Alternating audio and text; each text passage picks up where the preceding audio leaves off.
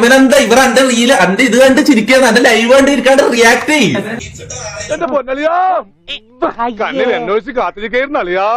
Jeans ഇട്ട വൈകി തിരിച്ചു പറയുന്നില്ല, ചങ്ങായിമാരോട് പറഞ്ഞു കൊടുക്കാണ്.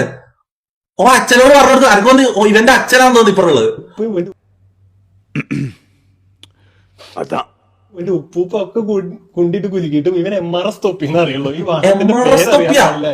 അപ്പൊ എന്റെ പേരറിയില്ല. അതിന് ആദ്യം എന്റെ പേര് പറഞ്ഞടാ, ഇതെന്റെ ഗെയിമർ നെയിമാണ്.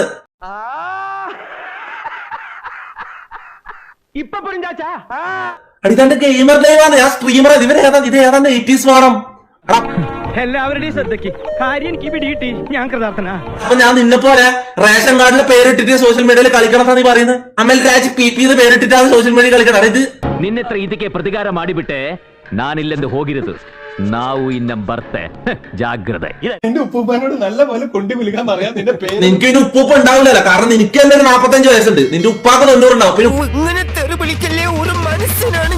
ഏതാ നീ കളവ് ഇറങ്ങിയില്ലടാ വെച്ചിട്ട് നടക്ക ആസനത്തിലൊരു QR കോഡും വെച്ച ഈ തെണ്ടികളൊക്കെ ആരാണ് ഇങ്ങോട്ട് ക്ഷണിച്ചത്?